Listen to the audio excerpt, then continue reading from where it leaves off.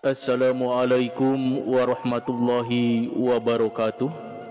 Para wargi mitra kaum dangu sadayana, alhamdulillah dina danget ieu urang sadayana tiasa patepang dangu deui sareng simkuring Mang Aa. Urang sami-sami neraskeun hanca dongeng anu katunda dina judul dongeng Neng Jejeh karangan Ibu ETS anu disarungsumku almarhum Bapak Ka Sukarna ti Bandung. Sakumaha biasa ieu dongeng didugikeun ku channel anu dipika meumeut ku urang sadayana. Kumargi sakitu ka para wargi mitra kaum dangu sadayana para pemirsa YouTube anu sok biasa ngadangukeun sareng mikalandep kana dongeng Sunda. Mangga tiasa di subscribe wae dina channel anu parantos disayogikeun. Dina dinten ayeuna ieu dongeng teh majeng kana bagian anu ka-20.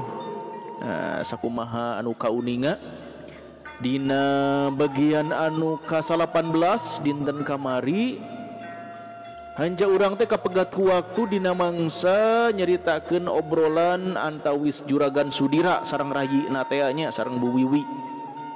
Anu harita Bu Wiwi teh diangkir linggih teh aku Bu Esih ku ibuna Neng Jejeh. Tah harita nuju ngobrol tah kumaha lajengna ieu carita. Mangga urang sami-sami bae bandunganku sadayana pamugi ieu dongeng janten landong pang beberah manah oge janten pieunteugeun kanggo urang sadayana. Mangga wilujeng ngadangukeun. Nya kitu Wiwi, tapi pan sileu nyai teh nyarioskeun aya Jejeh cenah di Purwakarta deui. Terang ti mana manehna aya Jejeh di ditu?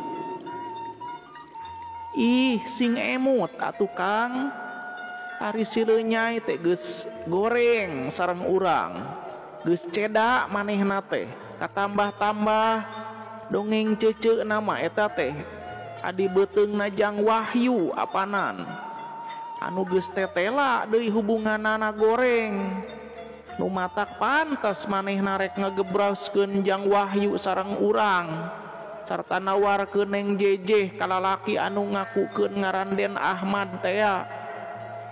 Jadi ku jalan kitu manehna teh boga kauntungan ti ditu ti dieu Kang. Ti dieu manehna bisa males dendam ka Jang Wahyu jeung ka urang. Ti ditu manehna tangtu meunang buruhan anu kacida gedena lantaran bisa nawarkeun Neng Jejeh tanpa modal. Malah leuwih enteng keur ngalaksanakeun maksudna teh sabab Neng Jejeh teh deui ku urang geus diusir. Tah eta Kang kalepatan urang teh. Ceuk Bu Wiwi harita teh bari ngeruwetkeun halisna. Nya Wiwi saliwat mah kitu. Tapi akang teh boga hiji bukti anu pinapsueun pisan. Sabab sileu nyai teh datang deui ka dieu sarta nyaritakeun manehna teh nuturkeun Neng Jejeh anu nyebutkeun mondok di Si Wahyu. Ari ku akang teh diintip bae jeung manehna. Tetela harita teh keur kacai babarengan. Aduh tobat Wiwi akang mah teu kuat neuleuh kitu mah. Jawab Juragan Sudira hari teh bari ngusap kana pameunteuna. Beuki tetela atuh Kang, yen sileu nyai ti barang indit dititah pindah ku urang manehna terus bae ngintip-ngintip ka urang. Sangkan bisa ngagejeburkeun urang tah ku jalan terus-terusan intip-intipan manehna bisa ngajalankeun maksudna teh. Mangga geragalih ku akang. Tangtu bae budak ku urang diusir lantaran babarengan jeung Jang Wahyu. Piraku henteu disambat, panyambatna dia Jang Wahyu teh lain nyambat rek maksa mirusa, tapi nyambat rek nulungan ka istri anu keur susah. Soal ieu teh tangtu bae ngajadikeun hiji kagagalan pikeun sileu nyai jeung baturna mah. Sabab lamun Neng Jejeh teu mondok di Jang Wahyu kadang-kadang bisa korban ku talajakna sileunyai sareng baturna nu matak gancang bae sileunyai ka dieu deui ngabejaan yeun neng jejeh mondok di ditu sarta tangtu ngagogorengna teh sangkan salira akang ben panas nu dimaksud ku sileunyai mah sareng babaturanna ngarah neng jejeh teh balik deui diganda balik deui oge tangtu akang masih bendu sabab katinggal ku akang budak teh siga entah sare bareng margi kacaina oge bareng padahal saha anu nyaho yen kacai bareng teh ngan saukur nuduhkeun bae anu sabenerna mah Jang Wahyu teh ngahargaan ka anak urang teh tah ku kajantenan kitu siasatna sileunyai geus hasil deui bae jadi lamun ayeuna anak urang aya di mana bae tangtu jadi korban ku manehna nah aku jalan diancam atawa dipaksa pirusa Kang Omat Kang sing emut kumaha upami ayeuna urang angkir bae budak teh jeung Jang Wahyu urang pariksa nu sabenerna cenah akang teu kersa mariosnakeun ku abdi di pariosna ge nu saleresna sanes kitu nya cece ceuk Bu Wiwi hari teh bari ngareret karakana sumuhun kitu kahoyong cece oge jawab istri Juragan Sudira ngawaler kana pananya anak Bu Wiwi harita teh kumaha ari manah akang ceuk Bu Wiwi bari neuteub ka saderekna hanjakal Wiwi barukdak teh geus ka dieu basa tas diintip ku akang teh ngan ku akang teh diusir bae sakalian malah teu dipariksa sagala bakat ku ambek akang teh jawab Juragan Sudira hari teh bari ngahulang ari ayeuna aya di mana Kang nya eta duka di mana atuh jawab Juragan Sudira bari ngerutkeun halisna moal kitu di imahna Jang Wahyu ceuk ibu neng jejeh siga nu hanjakal pisan ku eta kajadian teh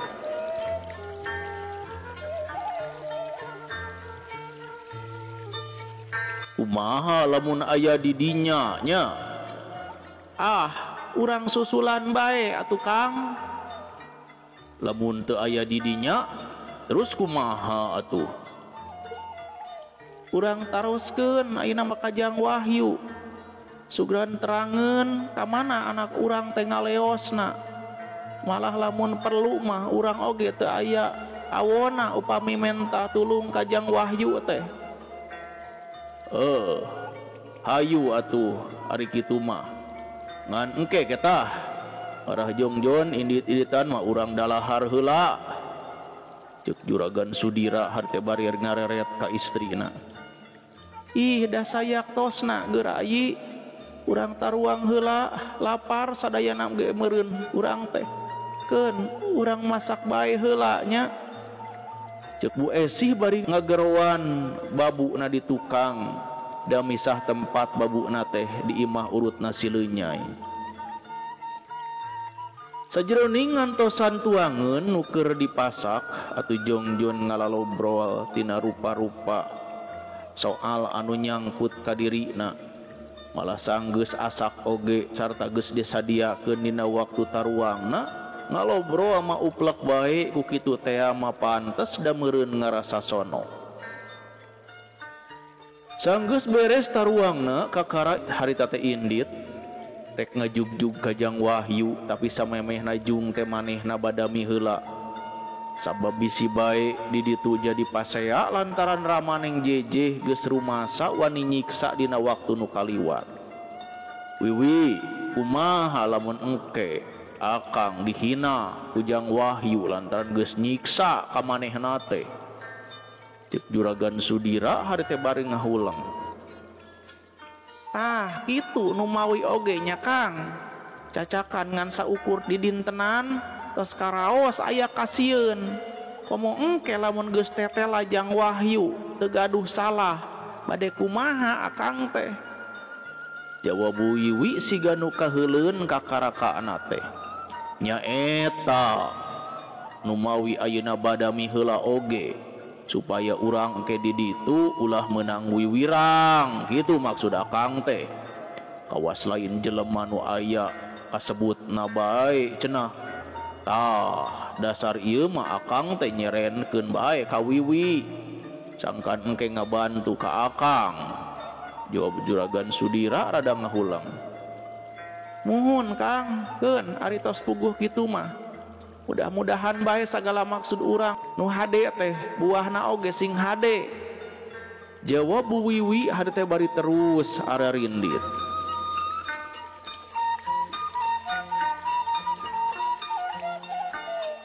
Para wargi mitra kaum dangu sadayana, angin gede ngagelebug nebakan kokotor di jalan.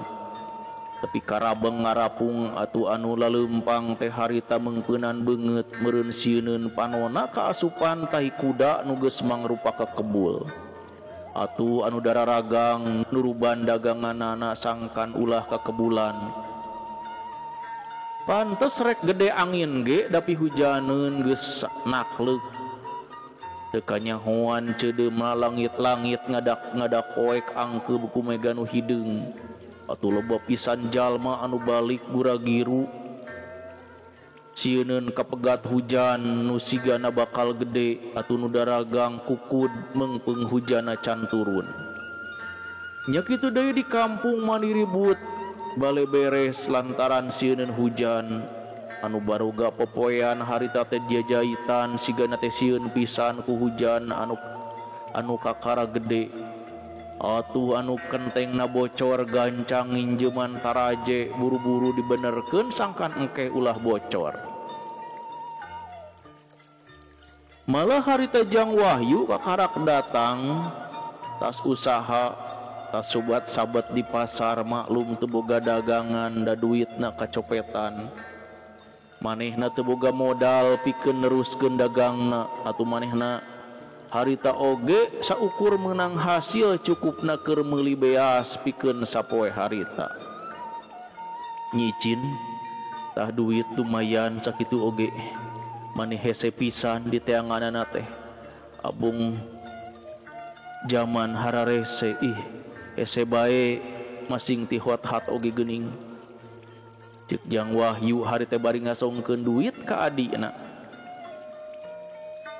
Atuh moal picekapeun nya Kang Wahyu. Jawab Nyi Icin hari teh bari nampanan eta duit anu diasongkeun. Nya ari moal picukupeun teh mah tapi cukupkeun bae atuh. Ngan ukur bisa meuli beas ge geus untung urang teh. Cek Jang Wahyu hari teh bari nambalang ka adina. Buru-buru bae bisi kaburu hujan manten mani geus jeudem kieu geuning langit teh pantes keur sagala teu boga teh hujan mani saban poe.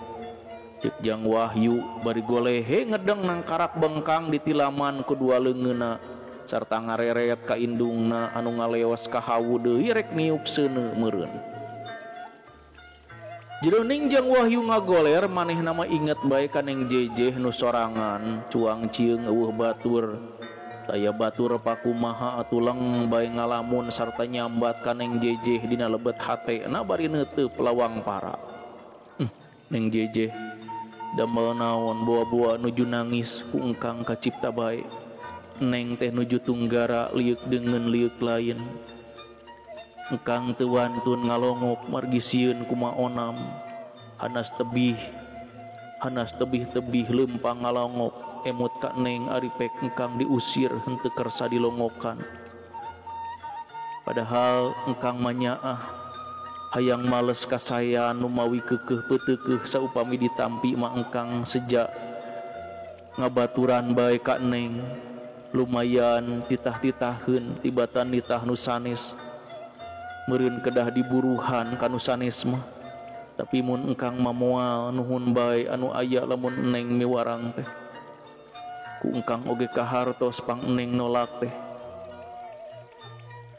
pang nolak ka engkang sanes nolak sabab ngewa tapi nolak ngahargaan panyangkana diri batur sabab seueur pisan contoh sok nyangka-nyangka nu teu bener.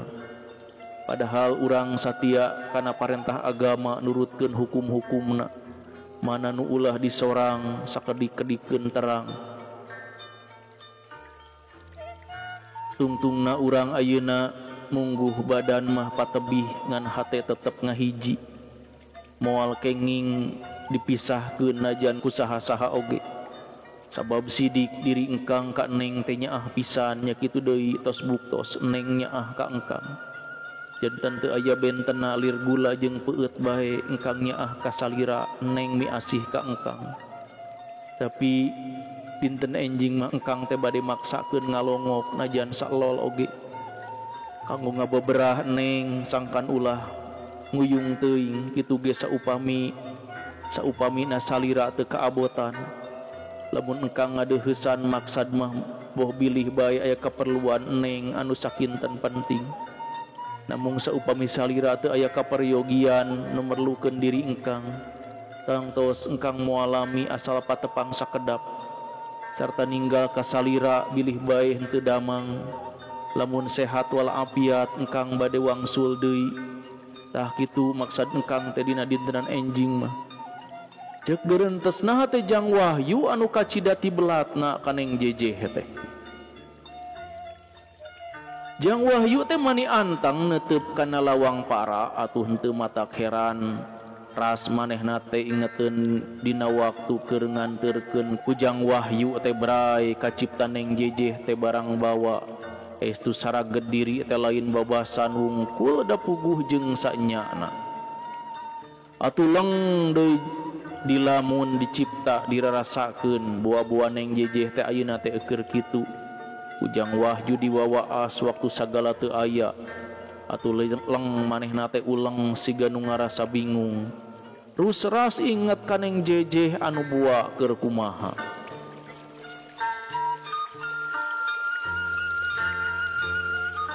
Ari anu dilamuna neng jejeh mah keur ngagoler ngarengkol luhureun bangku.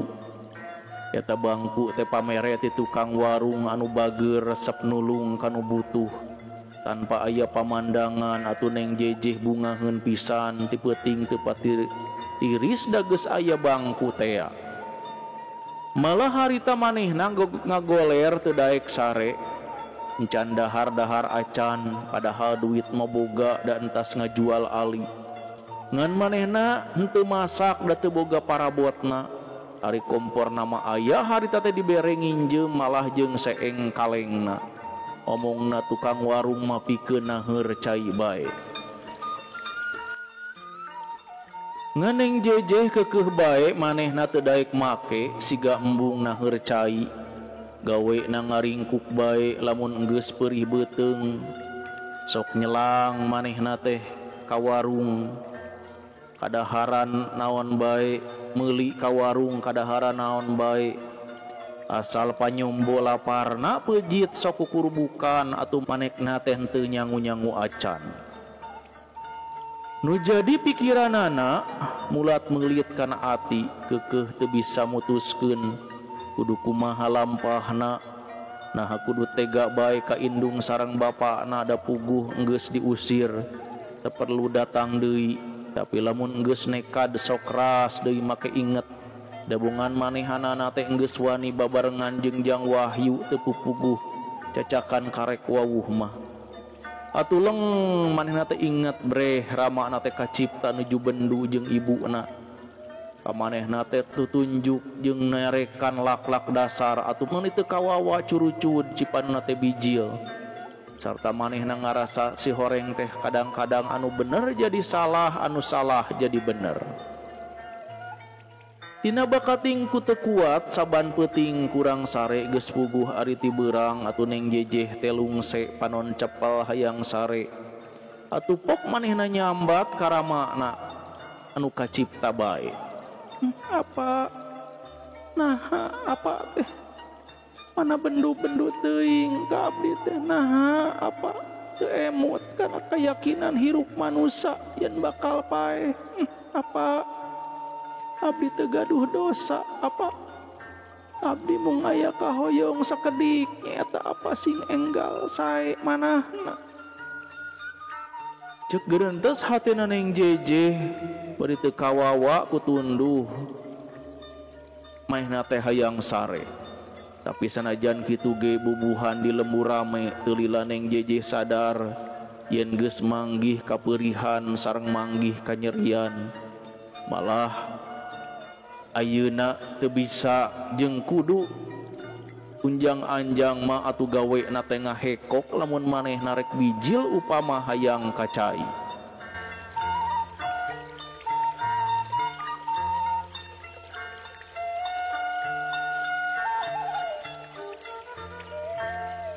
Para wargi mitra kaum dangu sadayana urang rehat heula sakedap wilujeng wayah kieu ka sadayana mitra kaum dangu sadayana nu masih keneh mikalandep kana dongeng Sunda khususna dongeng Sunda neng jeje dina danget ayeuna kumaha daramang sadayana pamugi dina dinten ayeuna sadayana mitra kaum dangu sadayana nuju sehat walafiat oge nuju aya dina ginanjar ka wilujengan.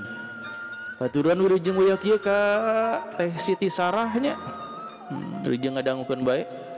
Mudah-mudahan sehatnya Teh Siti Sarah. Oge ka Arum Caket. Wilujeng ngadangukeun bae. Lajeng ka Ibu Enji kumaha damang. Di Bintara gitu Bu Enji teh nya. Jeung ngadangukeun bae. Oge ka Bapak Uwan Sumarna di Kampung Sukamanah Barat.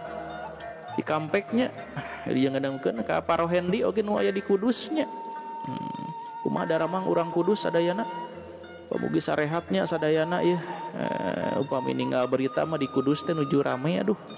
Mudah-mudahan Pak Rohendi sing aya dina lindungan Allah Subhanahu wa taala. Amin ya Allah ya rabbal alamin.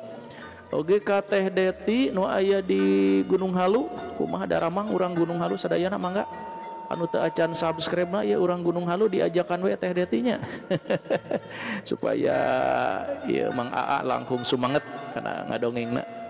Oge ka Bapak Taryo di Jambi atos mudik deui Bapak Taryo atos uwih deui ka Jambi alhamdulillahnya mudah-mudahan sehat-sehat sadayana.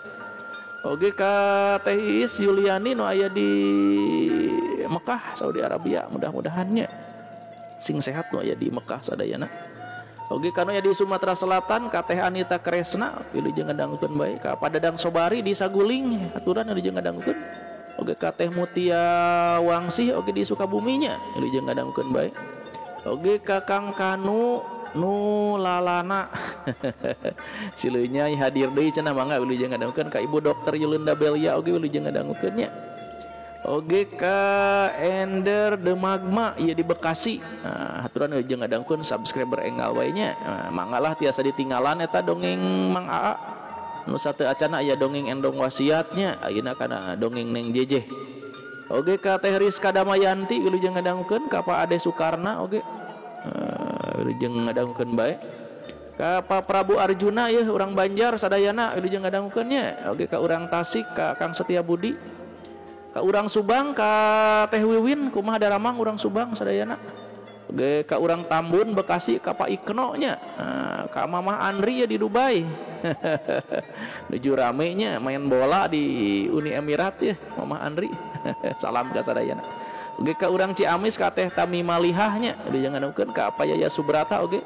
Ka Teh Linda Imut di Bandungnya oge ka urang Garut ka Pak Agus Somantri wilujeng mendeko wae. Lajeng ka urang Karawang keneh ka Mamah Gina kumaha damang urang Karawang sadayana Mamah Gina wilujeng ngadangukeun bae. Oge dikumkeun bae nya ka sadayana nu masih keneh ngadangukeun dongeng masih keneh mikalandep kana dongeng neng jeje aturan wilujeng ngadangukeun. Mangga urang sami-sami teraskeun bae ieu dongengna.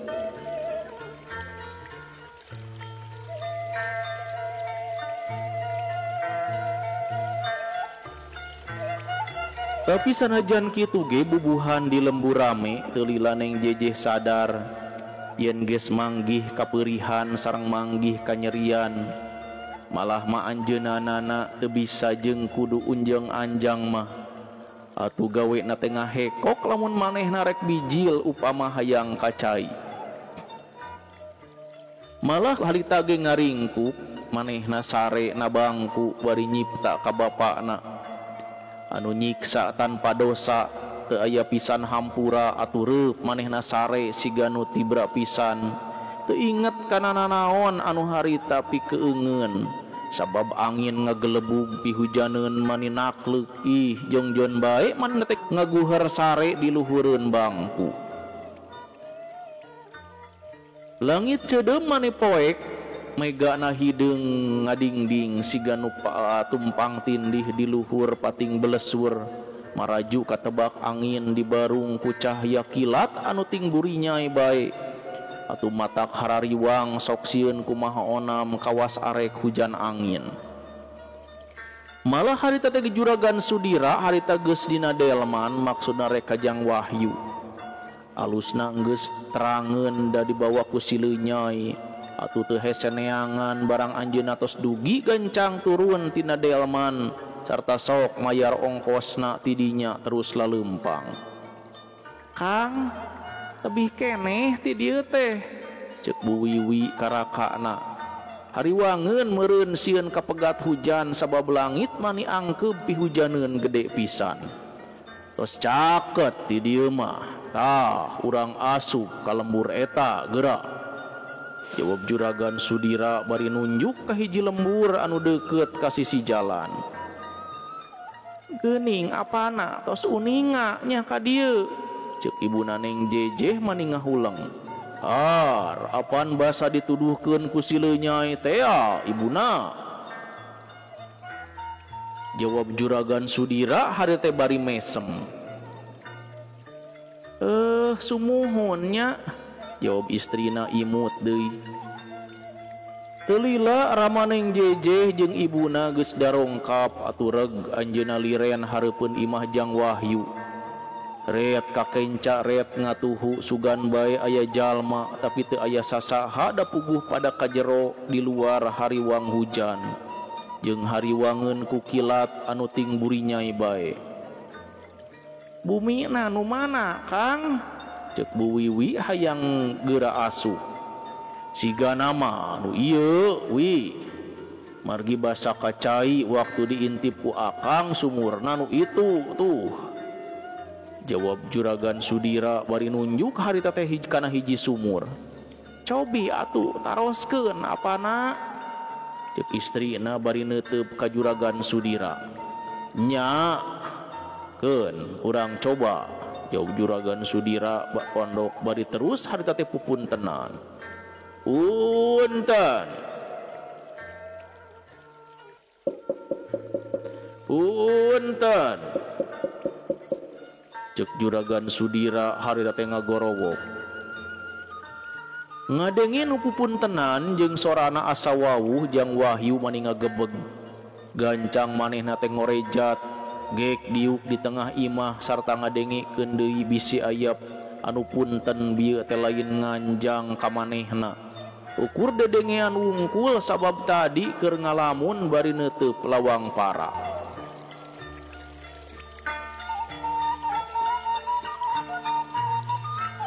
Punten. Punten. Ceuk semah teh tarik pisan bakat ku keuheul meureun sabab tak aya nu nembalan. Sanggeus harita teh tela yen anu pupuntenan teh bener nganjang ka manehna. Atuh Jang Wahyu teh ngorejat jung deui manehna teh nangtung kojengkang mukakeun panto sarta manehna nembalan. Mangga ceuk Jang Wahyu bari brai panto imahna dibukakeun. Barang panto imah dibuka ari bre horeng tamu teh sepuh-sepuhna Neng Jejeh. Atuh Jang Wahyu ngagebeg sajongjonan maolohok manehna mani ngeleper sok sieun kumaha onam. Tapi ras teu boga dosa naha make kudu sieun atuh pok hareuti Jang Wahyu ngomong tapi sorana teh ngageter. Geuning juragan, mangga atuh kalebet juragan. Ceuk Jang Wahyu bari neuteup kata tamu. Mangga. Jawab juragan Sudira bari terus muka sapatuna. Sarta buus ka jero imah dituturkeun ku istrina jeung saderekna. Jang wahyu manipak pikpok manehna ngamparkeun samak ari hatena mah seueul. Sabab henteu-henteu oge ieu tatamu teh penting tantu urusan neng jejeh. Nu matak manehna reuwas sok sieun kumaha ona maklum geus aya pasal. Siga nama arek nungtut pangdatang kadinya oge.